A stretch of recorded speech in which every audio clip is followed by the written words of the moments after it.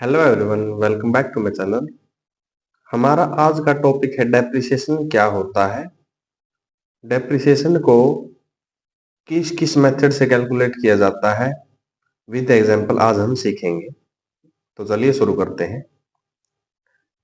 Depreciation एक accounting concept है जिसमें किसी फिजिकल एसेट की कॉस्ट को उसकी यूजफुल लाइफ के दौरान थोड़ा थोड़ा करके खर्च की तरह ट्रीट किया जाता है। ये इस बात को रिफ्लेक्ट करता है कि किसी एसेट की वैल्यू वक्त के साथ घटी है, जैसे मशीन, व्हीकल, बिल्डिंग एटसेट्रा।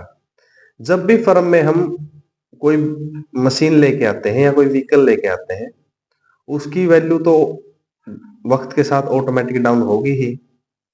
तो इसी मूल्य में आई कमी को डेप्रिसिएशन कहते हैं।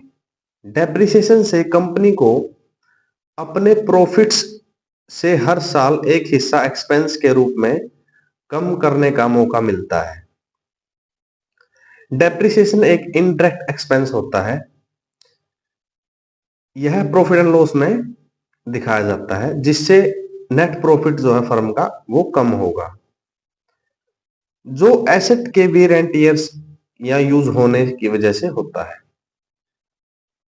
तो डेप्रिसिएशन तो होता ही है एसेट में। जब भी एसेट के ऊपर डेप्रिसिएशन दिखाया जाता है तो प्रॉफिट, नेट प्रॉफिट कम होता है उसकी वजह से फर्म का। तो इसका एक तरह से फायदा भी है फर्म को प्रॉफिट कम करने के तौर पर। डेप्रिसिएशन को दो तरीके से कैलकुलेट किया जा सकता है। Straight line method. Straight line method में एसेट की कॉस्ट को उसकी यूजफुल लाइफ के इक्वल हिस्सों में बांट दिया जाता है। मान लीजिए किसी एसेट का 50,000 रुपए डेप्रिसिएशन लगना है, तो उसको 5 साल में डिवाइड कर दिया जाएगा 10-10 हजार करके सेम। दूसरा मेथड होता है डिक्लाइनिंग बैलेंस मेथड। पहले साल में ज्यादा और नेक्स्ट ईयर में कम, यानी कि डेप्रिसिएशन घटकर फिर नेक्स्ट ईयर में उसकी डेप्रिसिएशन कैलकुलेट होगा। इसमें पहले साल में ज्यादा डेप्रिसिएशन कैलकुलेट होगा, नेक्स्ट ईयर में कम कम होता जाएगा। एग्जाम्पल से समझते हैं। इक्वल मेथड को सीखते हैं पहले। एक कार परचेज की है $25,000 की, जिसकी एस्टिमेटेड 5 साल यूजफुल लाइफ मानी गई है और सेल्वेज वैल्यू $5,000 है। सेल्वेज वैल्यू क्या वैल्यू, कौन सी वैल्यू होती है? सेल्वेज वैल्यू वो वैल्यू होती है जब किसी फर्म में व्हीकल या मशीन या बिल्डिंग को उसकी एस्टिमेटेड लाइफ तक यूज कर लिया जाए और उसके बाद जो उसकी वैल्यू बची तो उसको सेल्वेज वैल्यू कहते हैं। यानी कि हमने उस व्हीकल को पूरी तरह से यूज कर लिया और जब आखिरी में जो उसकी वैल्यू बचेगी तो उसको सेल्वेज वैल्यू मान लिया जाता है। तो हमारे इस केस में सेल्वेज वैल्यू $5,000 है। तो एनुअल डेप्रिसिएशन कैसे कैलकुलेट होगा?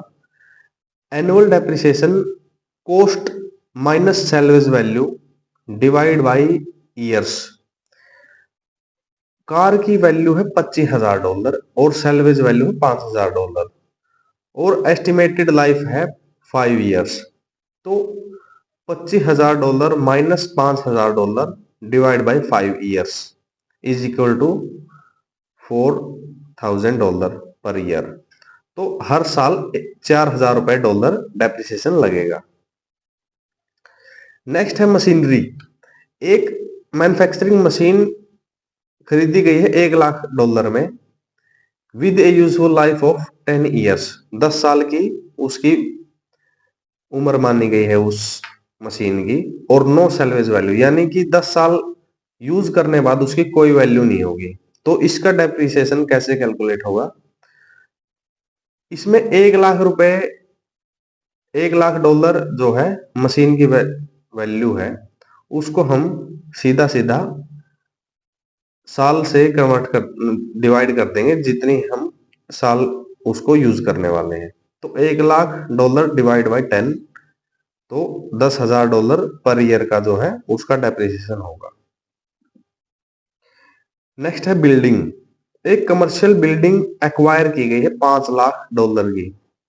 $5 लाख की बिल्डिंग ले ली है फर्म ने with A useful life of 40 years, यानी कि 40 साल तक उस बिल्डिंग को यूज किया जाएगा और उसकी सैलवेज वैल्यू होगी $1 लाख।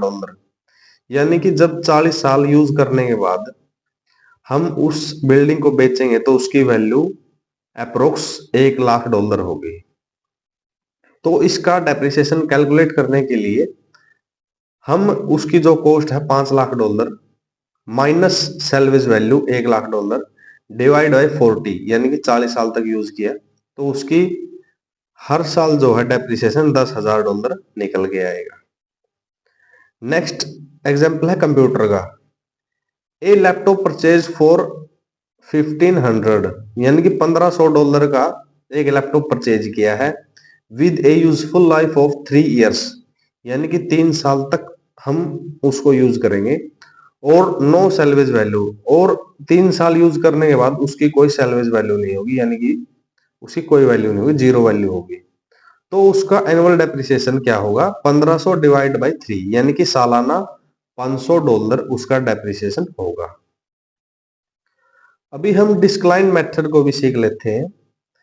एक मशीन जिसकी कॉस्ट है $10,000, एक मशीन खरीदी है जिसकी $10,000 costing I has a useful life of 5 years, और उसकी लाइफ जो है 5 साल मानी गई है।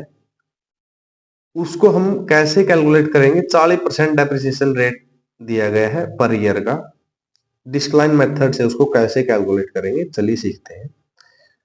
जो पहली साल है उसमें depreciation expense is equal to $10,000 multiply by 40%, यानी कि 40% जो है डेप्रिसिएशन उसका आएगा ₹4,000 पहली साल का। और एंडिंग बुक वैल्यू, यानी कि ₹4,000 तो डेप्रिसिएशन लग गया और वैल्यू कितनी थी? $10,000। तो उसकी एंडिंग वैल्यू, क्लोजिंग अमाउंट कितना बच गया? Costing divide by minus depreciation is equal to जो फाइनल वैल्यू बची है, यानी कि $6,000। तो अगली साल में वो जो 6,000 बचे हैं उसको बेस माना जाएगा। $6,000 मल्टीप्लाई बाय 40%, यानी कि 40% उस पर डेप्रिसिएशन लग गया, तो डेप्रिसिएशन वैल्यू आ गई $2,400। तो जो एंडिंग बुक वैल्यू, यानी कि जब फाइनेंशियल ईयर की एंडिंग होगी तो उसमें उसकी वैल्यू बच गई, जो मशीन है उसकी वैल्यू बच गई 6,000 minus $2,400 is equal to $3,600। $3,600 final value बच गई फाइनेंशियल ईयर की एंडिंग में। तो जब नेक्स्ट ईयर स्टार्ट होगी तो उसमें उस मशीन की वैल्यू जाएगी ₹3,600 और उसका मल्टीप्लाई होगा 40% डेप्रिसिएशन, तो उसका डेप्रिसिएशन निकलेगा $1,440 और उसकी एंडिंग बुक वैल्यू होगी 2,160, यानी कि मशीन वैल्यू माइनस डेप्रिसिएशन जो बच के आया वो है एंडिंग वैल्यू। तो चौथी साल में जो डेप्रिसिएशन कैलकुलेट होगा $2,160, तो ओपनिंग मशीन की वैल्यू होगी और उसको 40% से सब गुणा करेंगे तो $864 जो है वो डेप्रिसिएशन अमाउंट हो गया। तो ending value, ending book value क्या होगी? 2,160 माइनस 864, यानी कि $1,296 की जो है मशीन की वैल्यू एंडिंग रह गई। तो जब पांचवी साल उसकी डेप्रिसिएशन कैलकुलेट करेंगे 1296 गुणा 40% इज इक्वल टू $518.40। तो एंडिंग बुक वैल्यू क्या होगी? $1296 माइनस $518.4 इज इक्वल टू $777.60।